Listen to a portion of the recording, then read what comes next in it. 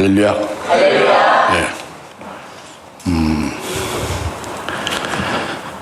오늘 하나님이 주신 말씀은 지금 봉독한 말씀대로 한 사람은 심고 한 사람은 거둔다. 한 사람은 심고 심는 자가 있고 거두는 자가 있다는 말씀이에요. 그러니까 이제 구약은 제껴두고 구약은 이스라엘 그 선민 육전 이스라엘 있잖아요, 유대인들. 이제 신약 시대는 이제 예수 믿는 우리 이제 이방인들의 그 구원에 관한 것이 신약 시대잖아요. 그 신약 시대 전체를 대관을 하게 하는 거예요. 신약 시대 전체를 이렇게 쭉 총체적으로 이제 전체적으로 마치 숲을 보듯이 이렇게 보게 하는 말씀이란 말이죠. 무슨 말인지 알아들겠죠? 그래서 하나님이 주격이 되셔서 하나님이 구원하시는 일을 하시는데 심는 자를 두어서 일하시고 거두는 자를 두어서 일하신다 이거예요. 그래서 한 사람은 심고 한 사람은 거둔다는 말이 옳다는 말이죠. 그래서 심는 자와 거두는 자 다 함께 출고한다 겁니다. 그래서 심는 자로 인해서 또 심는 그 거두는 자로 인해서 심는 자가 이제 또 이제 그들의 공력과 수교가 이제 헛되지 아니하고 온전하게 된다. 내가 너희를 거두게 하려고 보낸다. 뭐 이런 전부 다 거두는 것과 심는 것에 대해서 말씀을 했어요. 여하튼 농사를 접은 사람이 이제 농사를 안 접었으니 여러분 알지를 못하지. 농사를 접어도 모르고 농사를 안 접어도 모르고 농사를 짓는 겁니다. 하나님 농사 짓는 얘기예요. 농사 짓는데 심고 뿌리잖아요. 뿌리고 가꾸고 하지 않습니까? 기르고 하잖아요. 그리고 이제 나중에 잘 이렇게 푹 익어져서 결실 있게 하잖아요. 그럼 이제 낫으로 베죠. 지금은 낫이 아니지. 이제 기계화 됐지만. 그래서 배에서 타작해서 알골 곡간에 들이는 거지 않습니까? 이와 같은 것을 하는 걸 농사인데 이것이 처음에 심는 자가 있는 거예요. 뿌리는 자가 있다는 겁니다. 어렵지 않죠. 어려운 말씀을 예수님이 할 리가 없지. 농사를 생각하면 금방 아는데 전부 다 도시면서 살고 시골에 한번 가서 보지를 않았죠. 봤어도 허당으로 봤죠. 세밀하게 하나님의 농사를 이렇게 짓는 것을 가르쳐 주는구나. 그림자 이런 걸로 좀 봐야 되는데 예수 믿음의 눈으로 봐야 되는데 그렇게 안 보니까 농사를 짓는 거 가서 봐도 모르고 농사 짓는 걸 아예 구경도 했으니까 모르고 그래서 쌀나무가 어떠냐고 그런 얘기나 하고 쌀나무를 어떻게 심느냐고 그러잖아요. 그런데 오늘 한 사람은 심고 한 사람은 거둔다는 건 농사 얘기입니다. 전체적으로 구원 역사의 모든 하나님의 하신 역사를 대관하는 거죠.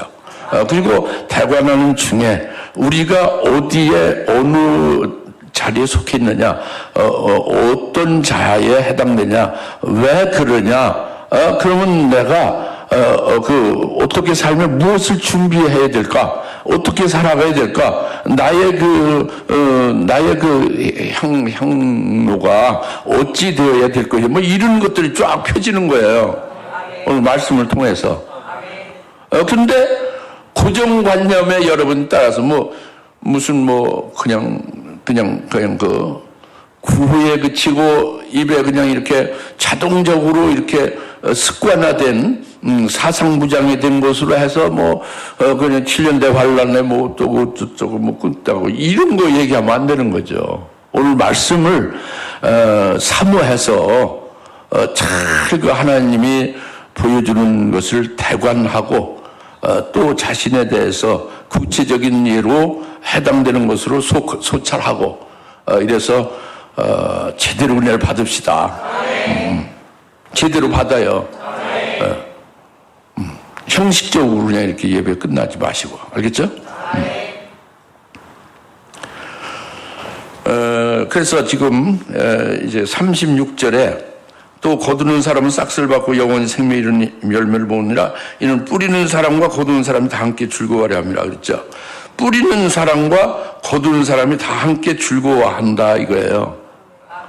뿌리는 사람은 뿌리고 자라고 이렇게 그걸 보고 열매가 맺어지고 하는 걸 보고 기뻐하고, 거두는 자는 자기 일도 안 했는데 그냥 이렇게 마지막 거두는 일을 잠깐 하니까 별로 기쁨이 없고 이런 게 아니라, 뿌리는 자와 거두는 자가 함께 즐거워하게 하려 함이라.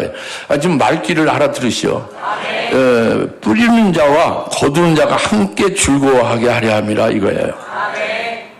같이 즐거워하게 하려면 그럼 대충 알아듣고 하는, 그건 모르는 거예요. 제대로 깨달아야지. 왜 심는 자와 거두는 자가 함께 즐거워하느냐, 이제 이거죠. 근데 여기서 이제 뿌리는 자라는 것은요, 심는 자와 같은 말이에요. 심는 자, 뿌리는 자 같은 말인데, 이건 사도행 6장 5절에 이미 우리가 지난주에 말씀 깨달았어요. 믿음과 성령이 충만한 자 7사람을 택했죠. 그들이 뿌리는 자로 세운 거예요, 하나님이. 예? 믿음이 충만하고 성령이 충만한 그들을 뿌리는 자로 세워서, 뿌리는 자로, 그 영적인 그 농사를 하게 한 거죠. 심게 하는 거죠. 예. 그리고 이 거두는 자는 사도행 6장, 아까 뿌리는 자는 6장 5절이죠. 믿음과 성령이 충만한 자. 근데 거두는 자는 사도행 6장 8절부터 그 이하 7장 55절까지의 내용이에요. 즉 스데반이 주인공이죠. 하나님이 주님이 스데반을 세워서 7명으로 충만케 부어주셔서 스데반의 입으로 예수를 증거하는 거예요. 하나님의 위대한 그 구원의 일을 증거를 하죠. 담대하게 하죠. 누구에게? 대제사장, 아주 제일 높은 대제사장에게, 또 장로들에게, 서기관들에게, 바리새인들에게, 막 그 최고의 지도자들에게 담대하게 증거합니다. 담대하게. 그리고 증거하고 그들에 대해서 대제사장과 그 장로들과 서기관, 바리새인 그 지도자들, 너희는 목이 굽은 자들이다. 너희가 살인자다. 하나님의 아들 메시아 그리스도를 죽인 살인자다. 라고 아주 질타했어요. 대놓고 아주 돌직구로. 이것이 7년 충만해서 그렇게 한 거죠. 그래서 그걸 증거를 그렇게 하고 돌을 맞아서 순교해서 죽임 당했죠. 7명이 충만해서 순교 당한 거예요. 이것이 스데반을 대표 계시로 세운 거예요. 거두는 자의 대표 계시로 세운 겁니다. 그래서 뿌리는 자와 거두는 자를 우선 크게 보면은 이거예요. 사도행 6장 5절 믿음과 성령이 충만한 자를 하나님이 세워 뿌리는 자로 이제 지금 영적 농사에 씨를 뿌리고 가꾸는 자로 세운다 이것이고, 그리고 거두는 자는 스데반을 대표로 거둔 자를 계시를 대표로 해서 결국 그건 뭐냐면 그 믿음과 성령이 충만한 데서 머물지 아니하고 계속 성령 충만함을 계속 받아요. 계속 6장 8절에서 2번 받죠. 그러니까 4번에 걸쳐서 충만을 받죠. 6장 10절에서 또 2번 받죠. 그러니까 그 5번, 6번째에 영으로 충만을 받죠. 그 다음에 7장 55절에 7번째 영으로 충만을 받죠. 이렇게 성령 충만함을 7번을 받아요. 스데반이. 이것이 거두는 자입니다. 이것이 비밀이에요. 비밀이죠. 여러분에게는 늘 들어서 굴딱지가 들을 정도 됐지만 이루어지진 않았죠. 7명 받아야 이루어지는 건데, 거두는 자로 되어져야 이루어지는 건데, 이루어져야 되는 거예요. 그리고 오늘 말씀을 주시는 거예요. 이루어질 수 있기를 여러분 믿고 받아들이고 소망하고 기도하고 사모하고 그러라고 합니다. 그래서 이제 크게 나누면 심는 자와 거두는 자가 이렇다고요. 6장 5절과 사도행 6장 5절과 6장 8절부터 7장 55절 이렇게 딱 나눠서 계시하고 있다. 이게 쉽죠? 우선 이렇게 알아듣겠죠? 알아먹겠죠? 이거 알아먹는 게 신학 박사보다 더 훌륭한 거예요. 영적으로는. 이게 아주 훌륭한 목사들보다도 더 훌륭한 거예요, 여러분들이. 왜? 이 비밀을 성경에 기록을 해놨는데, 사도행 6장 7절. 이걸 모르고 있는 거야. 아무리 읽어도 눈이 안 열리는 거지. 근데 여러분, 듣고 믿고 이렇게 읽으면 깨달아진다면 훌륭한 거란 말이죠. 그 다음에, 이것으로 이제 끝나는 게, 이게 좀 구체적으로 알아야지, 이제,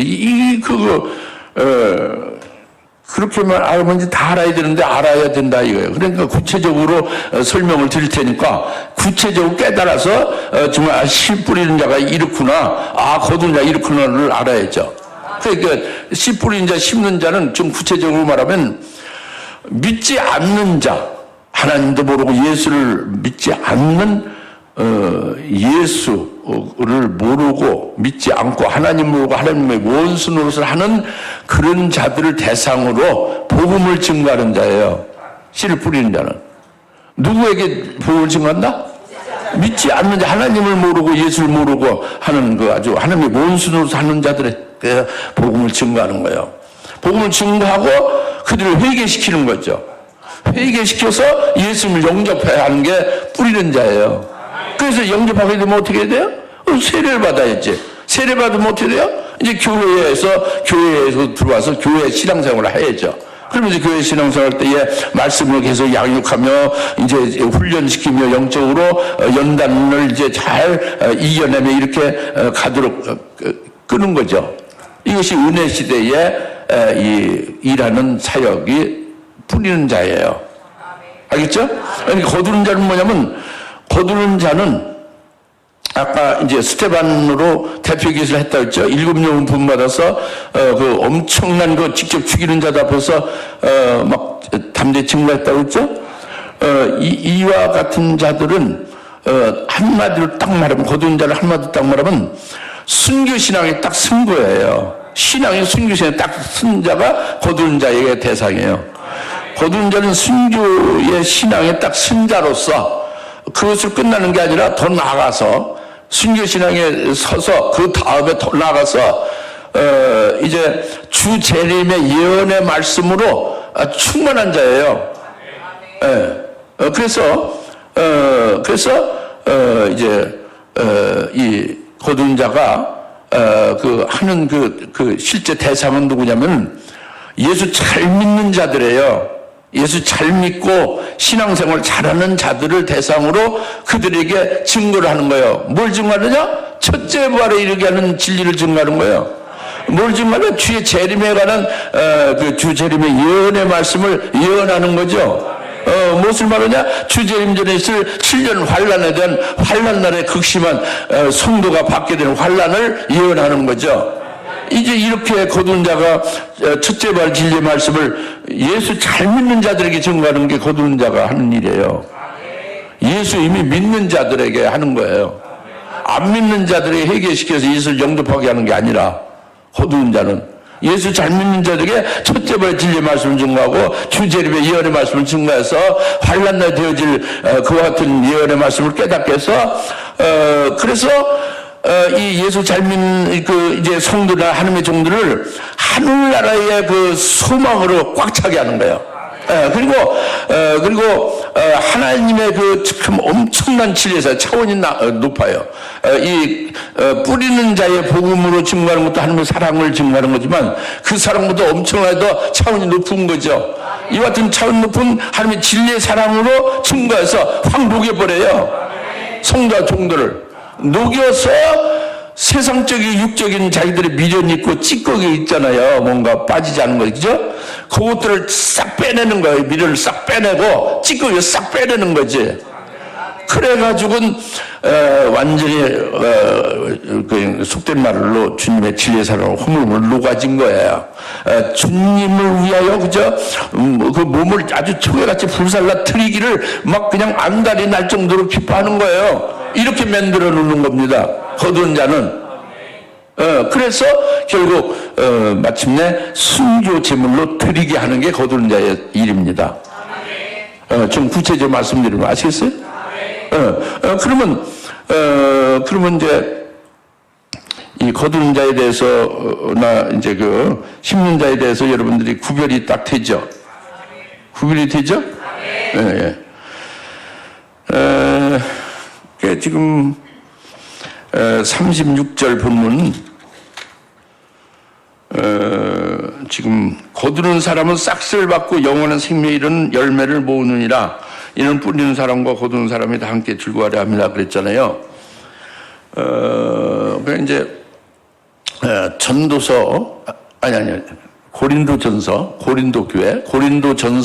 3장 6절에서 말씀을 이렇게 해요. 바울은 심었고 아볼로는 물을 주었으니 그러나 하나님께서 자라나게 한다고 합니다. 바울은 복음의 씨를 심은 거 뿌리는 자고, 그리고 아볼로는 물을 주어서 기르고 양육한다고 합니다. 그러나 씨를 뿌리거나 물을 주거나 결국 씨를 뿌려서 믿어지게 하고 물을 주어서 양육이 되어지는 그 모든 하는 일은 하나님이 하신다 이겁니다. 그게 고린도전서 3장 6절이에요. 그 3장 8절에 그래서 각자의 수고에 따라서 자기의 상을 받는다 이겁니다. 심는 자나 물 주는 자나 거두는 자의 그 수고, 자기의 수고에 따라서 상을 받는다 이겁니다. 그리고 고린도전서 3장 9절에 보면은 이렇게 심는 자, 또 물 주는 자, 거두는 자, 모든 이들 일꾼들은 하나님과 함께 일하는 동역자다예요. 하나님이 심는 일을 하시고 하나님이 양육하는 일을 하고 하나님이 거두는 일을 하는 주체예요. 주어예요. 하나님이 다 하신다고. 하나님이 하시는데 거기에 함께 동역한다 이게. 심는 자로서 거두는 자로서. 예? 그리고 거기에 자기의 상을 따라 자기의 수고를 따라 자기 상을 받는다 이겁니다. 예? 그래서 오늘 이제 36절 본문에 거두는 사람은 싹쓸 받고 영원한 생명에 이르는 열매를 모은다고 그랬잖아요. 싹쓸 받는다는 것은 돈 받는다는 게 아니에요. 사례비 받는다는 게 아닙니다. 거두는 자가 싹쓸 받는 것은 거두는 자로서 첫째 바의 진리 말씀을 성도나 하나님의 종들에 증거해서 그 엄청난 하나님의 영광을 보게 하잖아요. 소망하게 하잖아요. 하나님의 진리의 사랑의 높은 차원의 진리의 사랑을 깨우쳐서 사랑이 녹아지게 하잖아요. 그렇게 되면은 그들이 결국은 순교 제물로 드려질 수 있게 된다 이겁니다. 거두는 자에 의해서 증거된 걸로 인해서. 그러면은 순교 제물로 하나님 앞에 드려질 수 있게 되어진 걸 보는 거두는 자는 어떻겠어요? 기쁨이 가득하죠. 감격이고 감사가 넘치죠. 이것이 하나님이 주시는 기쁨, 감사와 감격을 넘치게 하는 이것이 싹세예요. 돈이 아닙니다. 사례비가 아니죠. 원래 주의 일을 하는 데는 돈은 별거 아닌 거예요, 사실. 돈 보고 주의 일을 하려면 저는 목사 안 합니다. 목사에서 몇 억을 받아요, 연봉을? 예? 2억을 받아서 하면 지금 반도체 일꾼들이 얼마 받습니까? 신입사원도 한 2, 3년 되면 얼마 받아요? 그런데 난 목회 40년인데 그러면 연봉이 얼마야 돼요? 그들이 반도체 그들이 성과급으로 막 보너스를 해서 동탄시가 지금 막 하루 달렇게 막 집값이 올라간다. 그들이 보너스 다 가지고 집을 사느라고. 삼성전자 반도체 알잖아요. 그래서 저는 이 돈을 사례비 받는 싹쓸 받고 이 목사 노릇하는 게 아니란 말이에요. 이와 같이 다른 목사님들도 중심은 같을 거예요. 여하튼 거두는 자가 싹쓸 받는 것은 사례비 받는 돈 받는다는 게 아닙니다. 자기로 하여 증거된 진리의 말씀으로 인하여 그가 순교 제물로 바쳐지게 됐다 이거야. 그럼 얼마나 기뻐요 그걸 보는 그 거두는 자가. 그죠? 그 기쁨을 사는 거죠. 그 감격과 그 감사가 넘치는 게 싹쓸 받는 거예요. 할렐루야? 그건 이루 말할 수 값으로 환산할 수 없는 거지. 그 다음에 그뿐만 아니라 영원한 생명에 이르는 열매를 모은다고 그랬잖아요. 영원한 생명에 이르는 열매를 모으는 것은 그렇게 제물로 드려졌으면요, 거두어지어서 하늘나라에 순교해서 하늘나라에 올라가면 그들은 뭐가 돼요? 첫째 부활의 영광을 받죠. 순교자의 영광이 첫째 부활의 영광이죠. 하늘의 최고의 영광이죠. 그 영광을 받아서 그 영광을 영원히 복되게 누리잖아요. 그것이 영생에 이르는 열매를 모으는 거예요. 첫째 부활의 영광을 받아서 영생복락하게 그들이 되어지는 게 그 열매를 모은 것과 같은 거예요. 그 영생복락하는 그게 열매로 누려지는 거다 이겁니다. 그렇게 거두는 자로 인하여 이렇게 영생 이런 열매를 모으게 되어지고 싹도 기쁨과 감격의 싹도 기쁨도 받게 된다 이겁니다. 할렐루야. 그러니까 심는 자도 자기 수고에 따라서 자기 상을 하나님께로 받고 거두는 자도 그 자기의 수고에 따라서 하나님께로부터 상을 받는다 하는 것이 싹을 받는다는 거예요. 그리고 영생 이런 열매를 모은다는 겁니다. 아시겠죠? 그냥 이것은 영원토록 그들과 함께 사는 속에서 물론 거두는 자도 나중에 다 순교하게 되죠. 그래서 함께 영광 중에 있게 되니 얼마나 기쁘겠어요. 영원토록 기쁘죠. 영원토록 그 싹을 받는 거예요. 영원토록 영생 이런 열매를 모으는 것이 모은 것의 기쁨이 계속될 거 아닙니까? 그거예요. 그거죠. 그러니까 거두는 자가 얼마나 영광스럽겠어요. 그죠? 이걸 지금 말씀하고 있는 것입니다. 그 다음에 37절이죠. 이렇다 한 사람은 심고 한 사람은 거둔다는 그 말이 옳도다 그랬어요. 한 사람은 심고 한 사람은 거둔다는 것이 옳도다.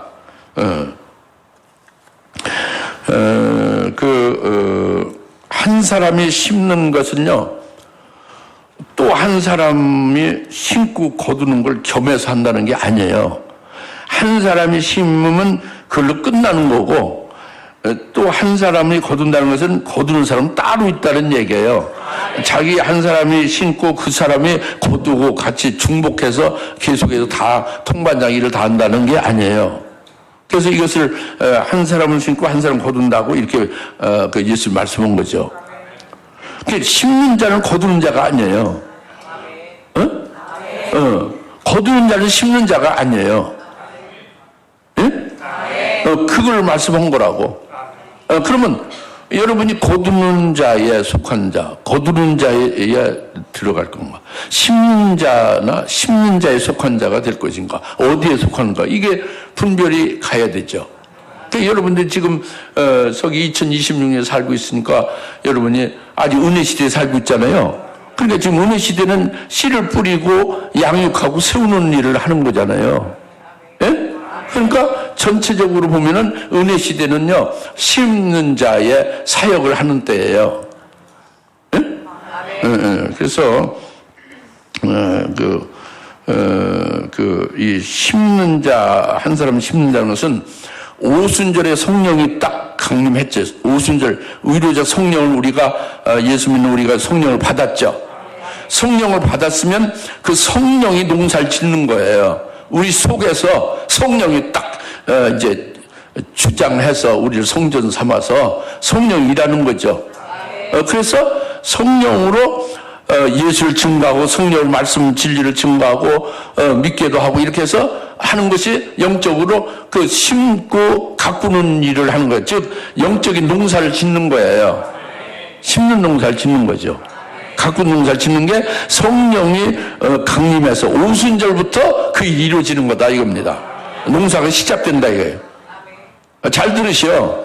잘 들으시라고. 귀신에 홀리지 말고 성령으로 하시는 말씀 잘 들으시오. 성령으로 하시는 이제 영적 농사가 오순절에 이제 성령이 강림한 때로부터 시작이 돼서 쭉 지금 농사를 하고 있는 거예요. 이걸 넉 달 농사라고 35절에 말씀했죠. 4장 30절. 예수님이 넉 달 농사 기간이라는 것은 이제 성령 오순절에 성령을 부어주시고 성령을 농사 짓게 해서 나팔절까지 주의 재림 전까지 또 좀 더 구체적으로 정확히 말하면 7년 환란이 시작되기 전까지 와 오순절 그때까지가 그러니까 약 2000년이에요. 넉 달이. 요 2000년인 넉 달 농사 기간이 이것이 심는 자의 것이다. 이거 지금 이거 굉장히 중요하고요. 이거 예사로 들는 게 아니에요. 이게 비밀들을 다 드러내고 있는 거예요. 이 비밀은요, 이게 아주 전체적으로 창세기 1장부터 요한계시록 22장까지 다 구슬로 완전히 꿰어져야만 이런 비밀이 자기 것으로 생명이 되는 거예요. 아주 참 굉장히 귀히 들어야 되고 잘 여러분이 새기고 깨닫고 믿고 생명이 되어야 되는 거예요. 그래서 여러분이 여기에 맞춰서 살아가야 되는 거죠. 그래서 오순절로부터 시작해서 나팔절, 정확히 말하면 환란이 7년 환란이 시작되기 전까지가 이게 한 사람이 심는 거예요. 은혜 시대다 이겁니다. 성령으로 영적 농사를 짓는 때다 이겁니다. 아시겠죠? 이걸 넉 달 농사 기간을 칭하는 거죠. 그래서 오순절로 성령이 그래서 오신 거예요. 성령으로 많이 농사가 가능하니까, 영혼 농사니까. 일반 이런 육신의 음식 먹는 이런 쌀이나 보리 농사가 아니라 영혼 농사를 짓는 거다 그럽니다. 성령으로 넉 달 동안 2000년 은혜 시대를 말한다 이겁니다. 이게 한 사람은 심는다고 하는 거예요. 하나님이 그렇게 하신 거죠. 하나님이 심는 일을 하시는 거예요. 은혜 시대 은혜 베풀 구원의 역사를 하시는 거예요. 회개시키고 예수 믿게 하고 막 은사와 능력을 한량없이 받게 하고 신앙이 푹푹 자라기도 하고. 할렐루야. 이게 은혜 시대라 심는 때다 이겁니다. 한 사람을 심는 건 그거예요. 아시겠어요? 그리고 한 사람 심고 또 그다음에 뭐요? 한 사람 거둔다는 말이 옳다면 한 사람 거두는 것은 심는 자가 아니고 또 별다른 다른 사람이 거둔다고 했죠. 그 거두는 거 언제부터 거둬요? 네? 언제부터 거둘까요? 하나님이? 환란 때 거둬요? 은혜 시대에 거두는 자가 돼요? 언제 거둬요?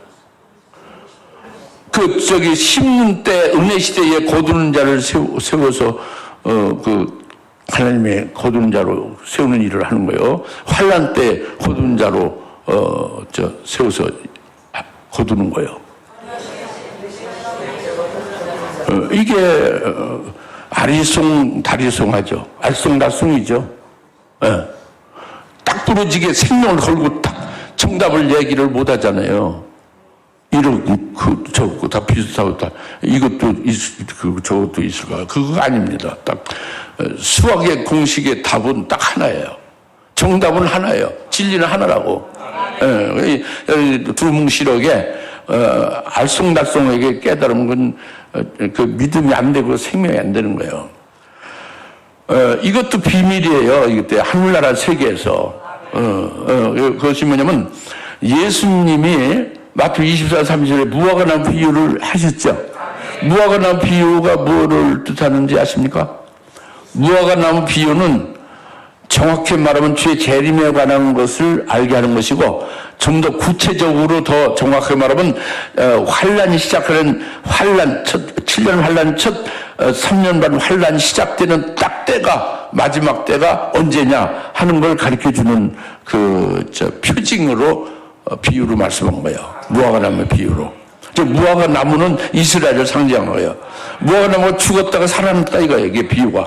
이스라엘이 죽은 것, 이스라엘이 없어졌어요. 나라가 없어서 2000년 동안 없었어요. 호세아서 6장의 말씀대로. 이스라엘 찢었다가 이틀 후에 다시 살린다고 그러죠?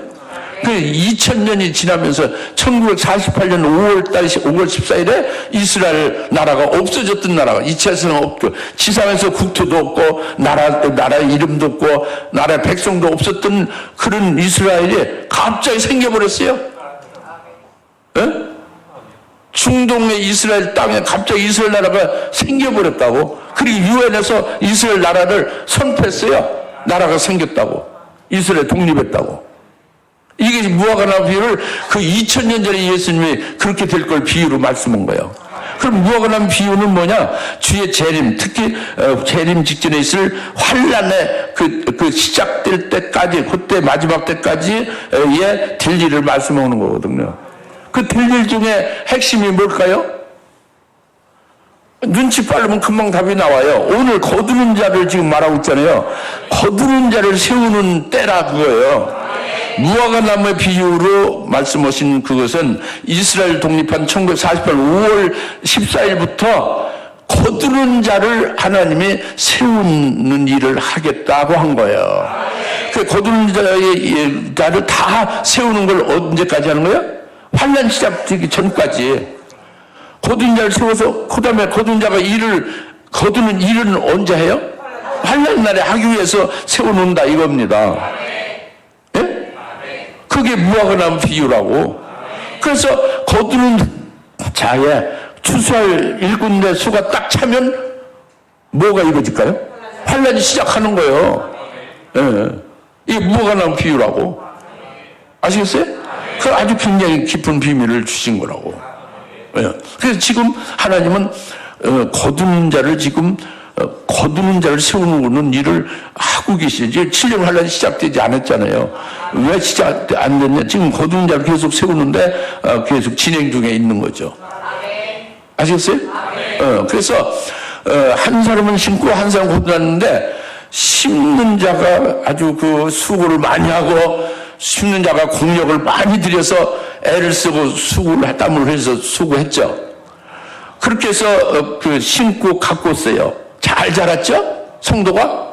그런데 거두는 자가 없이 그냥 막판에 짐승이 산에서 내려와서 그냥 곡식을 다 질겅질겅 다 짓밟아 버리면 그 곡식이요 부러져 가지고 전부 다 이제 껍데기 축적이가 되고 말이다 말라버리고 마는 거지. 결실되질 않아요. 시골 살아온 거 많은데 이거 뭐 여러분들 참 답답하죠. 짐승이 내려오는 것도 모르죠. 이 곡식이 이렇게 익을 때쯤 되면 짐승이 내려온다고 산에서. 예? 그래서 멧돼지 같은 거 와서 짓밟아 버리면 그냥 다 절단 나는 거예요. 농사 실패의 패농이죠. 전부 다 그냥 꺾어지고 마는 거예요. 이렇게 열매를 맺어 가다가. 예? 그러니까 그게 굉장히 조심해야지. 농부가, 예? 그래서 아무리 잘 심고 아무리 잘 갖고 나도 그 막판에 짐승에 의해서 짓밟혀 버려서 전부 다 꺾어지면 아주 패농이다. 실패. 농사 실패. 완전히 영이 죽어버리고 마는 거죠. 영혼 농사 실패는 영이 죽고 마는 거죠. 예? 죽어버린다. 영이 죽는다 이겁니다. 짐승에 의해서. 무슨 알겠죠? 그러니까 이 심는 자는요, 심는 자의 수고와 공력은 거두는 자에 의해서 온전해지는 거야. 거두는 자가 잘 그걸 익히고 잘 낫으로 싹둑 베어내서 그래서 딱 추수를 해서 알곡에 들여야 온전해지잖아요. 그래서 심는 자는 거두는 자에서 온전해지네요. 그래서 심는 자나 거두는 자가 다 함께 즐거워하는 것이고 심는 자가 있고 따로 거두는 자가 있지만 이것이 다르다고 합니다. 둘 다 중요하다고 해요. 거두는 자는 심고 가꾼 자가 있어야 그들을 거두잖아요. 거둔 자가 있어야 심은 자의 공력이 온전해지잖아요. 그러니까 이게 참 그런 관계란 말이에요. 근데 심는 자와 거둔 자가 전부 다 그거 이제 주님이 하는 거죠. 그래서 그 38절 좀 읽어보실래요?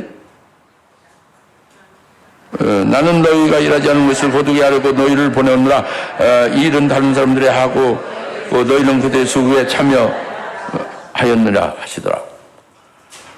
나는 너희가 일하지 않은 것을 거두게 하려고 너희를 보내었느라. 나를 너를 보내었다고 그랬죠? 나는 너희를 보내었다고 그랬어요? 그래서 상식적으로 보내는구나 이렇게만 아는데 그거는 껍데기만 하는 거지.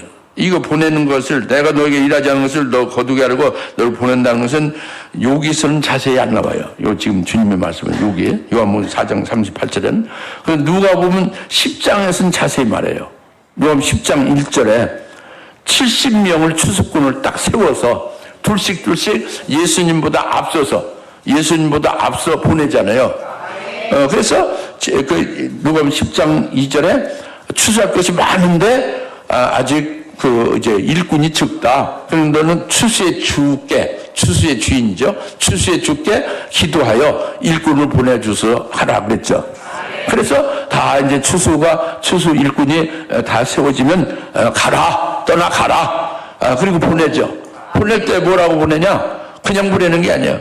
내가 너희를 보내느니 마치 어린 양인 너희가 어린 양 같은데 마치 비유컨대 어린 양인데 이리 가운데 보내는 것 같이 내가 너희를 보낸다 이랬어요. 누가복음 10장의 3절입니다. 누가복음 10장 1절, 2절, 3절이 보내는 추수꾼에 대해서 말씀했어요. 근데 이것은 누가복음 9장과 달라요. 9장의 1절, 2절은 9장의 1절 2절은 12사도들에게 권세를 줘서 그들을 보내죠. 그들 보내서 그들이 12사도가 뭘 했어요? 응? 응? 아니 교회를 세웠지. 그걸 일일이 다 읽으면 뭐 할 거예요? 교회를 세운 거예요. 오순이 성령 받아서 교회를 세웠지. 그리고 그 교회를 세우고 양육했죠. 그게 2000년 동안 계속된 은혜시대. 누가복음 9장에 12사도는 초대교회 12사도로 세움받아서 은혜시대에 그 사도로서 쭉 일하는 그 역사를 그들이 하고 이어서 사도 바울도 마찬가지예요. 12사도에 드는 거라고. 그래서 이방인의 구원으로 오늘에 이르게 된 거죠. 은혜시대에 그 심는 자로 누가복음 9장은 말씀한 거예요. 12사도로. 근데 누가복음 10장은 9장과 다른 거예요. 완전히 9장의 12사도가 아니고 10장은 추수꾼을 둘씩 보내잖아요. 둘씩 보내는 것은 종말의 환란 날에 두 중인을 보낸다는 거예요. 두 중인이 둘씩이 두 중인을 보내는 거예요. 근데 추수꾼을 몇 명을 그래 둘씩 보내요? 70명을.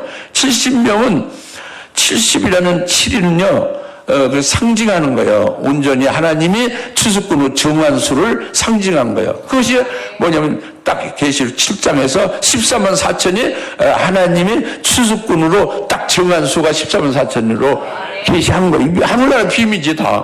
엄청난 비밀이에요. 14만 4천을 추수꾼을 이제 그렇게 세워서 보내야 되는데 추수할 것이 많은데 추수할 일꾼이 적다는 건 추수꾼이 세워져야 되는데 아직 미달됐어요. 뭐가 미달돼요? 14만 4천의 수가 아직 들쳤다. 수가 아직 안 됐다 이거예요. 추수꾼이 적다는 건 추수할 일꾼을 하나님이 정한 게 있다고 그랬죠. 하나님은 다 정해야 다 완벽하게. 대충 해서 사람들이 잘하면은 그냥 쓰고 잘못하면 버리고 이게 아니라 딱 하나님이 정해 추수꾼 13을 딱 정합니다. 하나님이 예수의 피를 인하여 죄사함 받는 자들을 딱 정해요.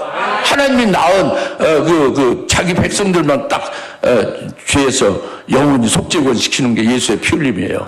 이렇게 딱 정해져 있는 거예요. 누구든지 예수 믿으면 예수의 피로 구원받고 예수 안 믿으면 예수의 흘린 피가 다 헛되게 되고 이게 아닙니다. 예수의 피 흘림은 한 방울로 헛된 게 없어요. 예수님이 하시는 일, 하나님이 하시는 일 하나도 헛된 게 없어요. 지금 무화과나무 비유로 깨달은 바 같이 1940년 5월부터 시작해서 계속 뭐를 하나님이 아주 핵심적으로 일하세요? 구원 역사를? 거두는 자를 세우는 거예요. 그게 아직 안 세워졌다. 미달되고 아직 그 수에 안 차졌다 이겁니다. 그러니까 너희가 추수에 죽게 기도하여 추수의 일꾼들을 보내달라 하라는 거는 뭘 기도하라는 거예요? 여러분 보고? 우리 보고? 빨리 14만 4천에 채워질 수 있게 해달라고 기도하라는 거죠. 그러면 이제 14만 4천이 왜 이렇게 안 채워지고 있나요? 하나님이 좀 이렇게 기울여서 못 채우는 거예요? 일을 더디해서? 그럼 뭐가 문제가 있어요? 네? 뭐가 문제가 있냐면 계시록 7장 3절 4절에 살아계신 하나님의 인을 하나님의 종들이 이마에다 딱딱 찍어서 하나님의 종으로 세운다고 그랬죠. 그 이마에다 인을 치는데 인침을 받지 못한 게 이게 미달된 거예요. 이마에다 인침을 받아야 거두는 자로 세워지는 건데 이마에다 인침을 받지를 못하는 게 그 수가 추수할 것이 많은데 추수에 그 일꾼이 적다는 건 아직 이마에 인침받지 못하여 그 추수의 일꾼에 지금 들지 못해서 이제 있다. 그걸 위해서 기도하라 이겁니다. 그 어떻게 해서 인침을 받아요 그러면?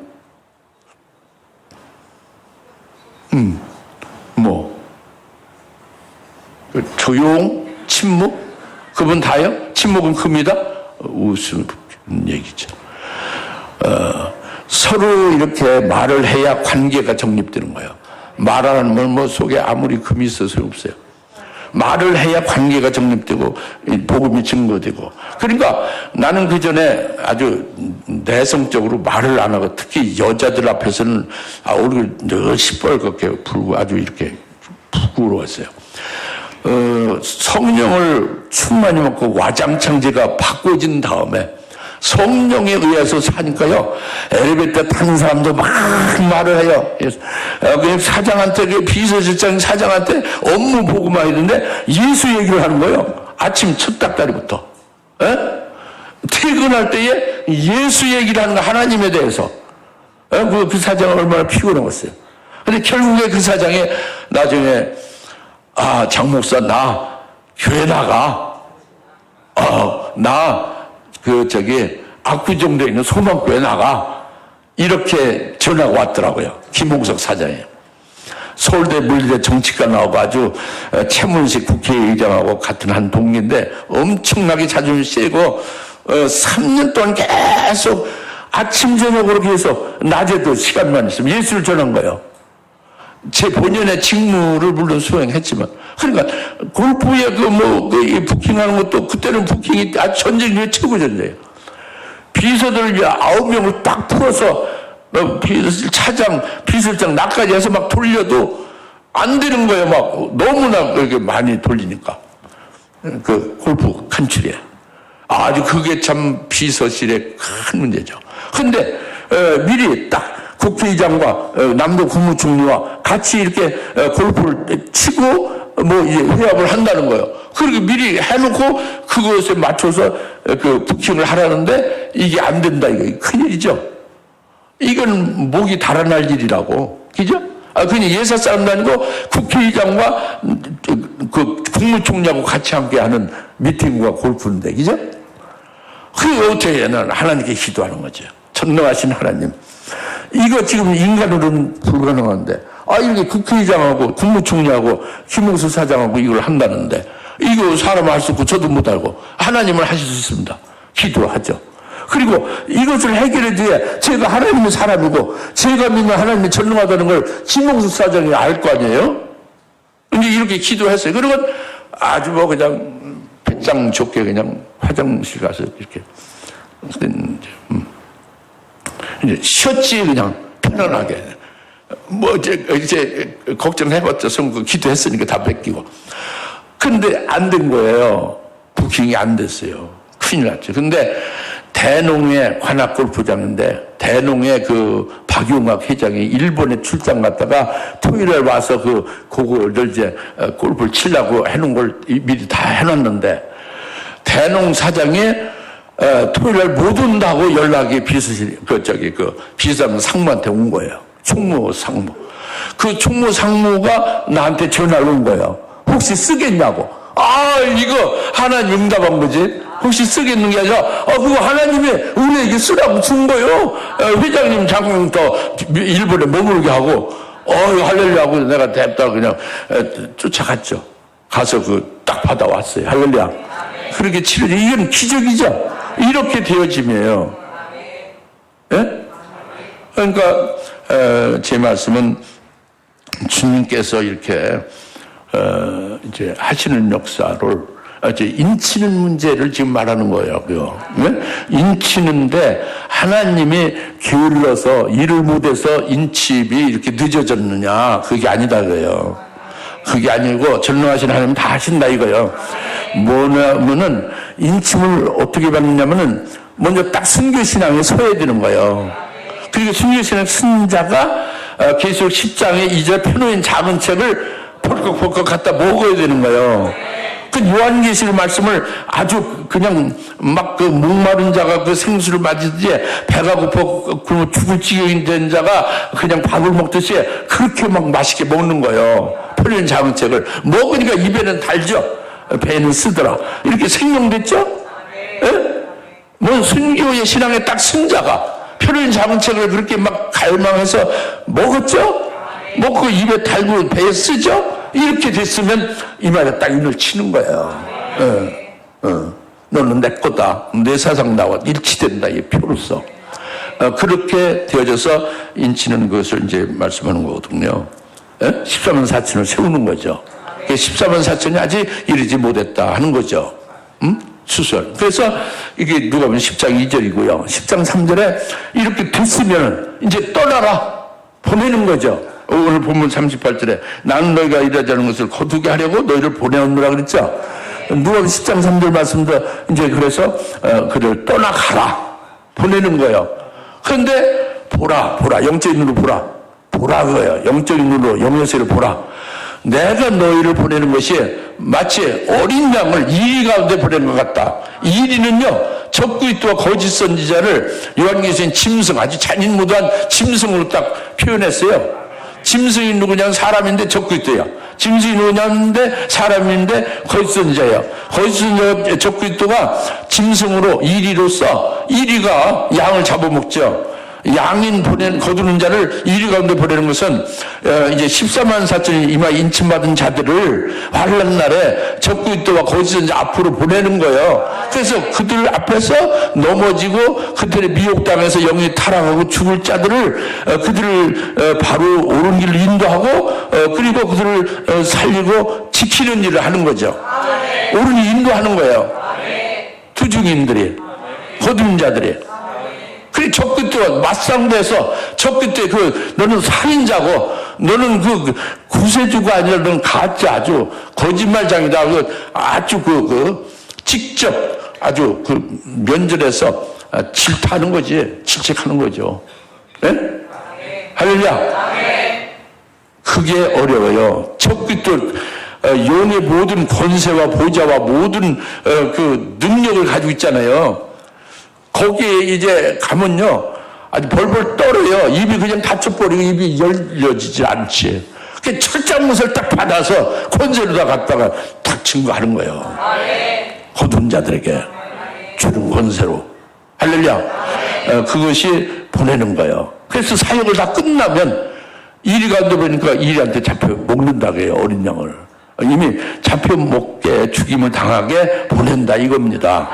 그래서 반드시 거두는 자는 뿌리는 자, 심는 자와 다르게 사역이 끝나면 100% 순교한다 이거야. 이게 거두는 자입니다. 아셨어요? 누가복음 10장 1절, 2절, 3절에. 그래서 이 요한계시록에서 거두는 자에 대해서 아주 확실하게 계시를 정확히 했습니다. 그것이 요한계시록 14장 14절부터 16절인데 흰 구름 위에 인자 같은 이가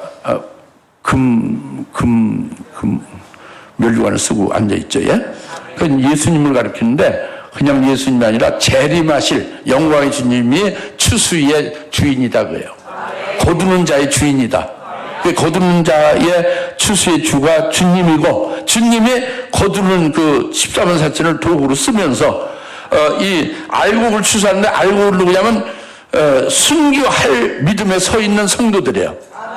순교할 자들을 알곡이죠. 그래서 14장 15절에 천사들이 주여 주의 낯을 대서 거두소서. 이제 때가 다 됐습니다. 거둘 때가 됐습니다. 이거는 땅의 곡식에 익었기 때문입니다. 그러니까 거두소, 주의 낯을 대어 거두소 이렇게 기도하죠. 천사가 주님께 기도하죠. 이 천사는 계시록 14장 이 천사는 14장 6절의 천사예요. 그 천사는 영원한 몸을 증거하는 자예요. 그러니까 일반 이렇게 보이지 않는 천사를 말할까요? 보이는 14만 4천 종들을 말할까요? 보이는 종들, 거두는 자들이 추수의 주인인 재림하실 영광의 주님께 기도하는 거예요. 지금 땅을 됐어요. 어떻게? 자들 증거했죠. 주님에 의해서 같이 동역을 했잖아요. 그래서 이제 다 익었다고요. 낯을 대는 거는 첫째 번에 주님의 말씀을 재림하신 예언의 말씀을 준 분이 누구요? 말씀 준 진리를 증거하는 진리가 누구요? 예수죠. 예수님이 첫째 발 진리를 주셨지. 예수님이 그리스도의 계시라고 요한계시록 1장 1절 예수 계시라서 요한계시록 전체가 예수의 계시예요. 요한계시록의 말씀을 예수님이 주신 거라고. 첫째로 진리의 말씀을 예수님이 주신 거예요. 그것을 아멘하고 딱 믿었잖아요.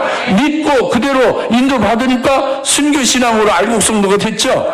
이들에게 있는 게 뭐예요? 말씀이, 진리가. 첫째 번 진리죠.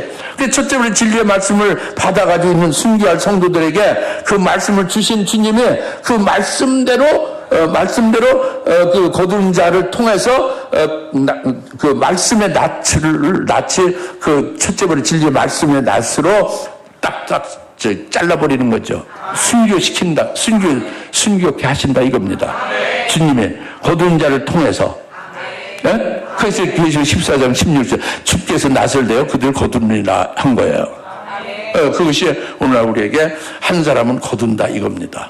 그래서 주님이 실제로 거두신 추세주로서 구체적으로 딱 계시를 한 거예요. 어떻게 확신되죠? 그럼 여러분들이 거두는 자가 되는 것이 소망이 되어져야 돼요. 또 거두는 자의 거두는 알곡 곡식이 되어야 되는 거죠. 이것은 한마디 순교신앙에 올라서야 되는 것이고 좀 더 나가서 표준 작은 책을 아주 맛있게 먹어서 소화돼서 생명을 딱 되어 살아가야 되는 거예요. 이렇게 되시기를 사모하고 그때 달려갑시다. 기도하겠습니다. 할렐루야. 하나님 아버지 참 감사합니다. 오늘 한 사람은 신과 한 사람은 거둔다는 게 옳도다 하는 말씀에 대해서 하나님 나라에서 하나님 하시는 신령한 깊은 비밀들을 많이 말씀해 주셨고 우리들에게 이제 영적 눈을 열어주고 깨닫게 하셨습니다. 제발 이 말씀이 귀 들려서 참으로 예언의 비밀로 이제 진리의 비밀로 잘 깨닫지고 믿어져서 저들에게 그 참 영적인 큰 유익이 되게 하옵소서. 예수의 이름으로 간절히 기도합나이다. 아멘. 이제는 속히 재림하시는 예수 그리스도의 은혜와 아버지 하나님의 극진하신 사랑하심과 성령님의 감화 감동 내주 교통 충만하심이 오늘 한 사람은 심고 한 사람은 거두어서 심는 자와 거두는 자가 함께 즐거워하게 하고 또 이제 거두는 자로 인하여 심은 자의 수고와 공력이 온전케 되어지는 것을 그래서 내가 너희를 거둔 자를 보내니 마치 어린 양을 이리 가운데 보낸 것 같다 하는 말씀을 우리가 소상히 잘 깨닫고 우리가 믿고 이로 인하여 이제 복된 자의 자리에 들게 하시는 하나님의 역사에 화답하며 기뻐하는 모든 힘에 사는 것을 머리 위에 지금으로부터 영원토록 함께 계실지어다. 아멘.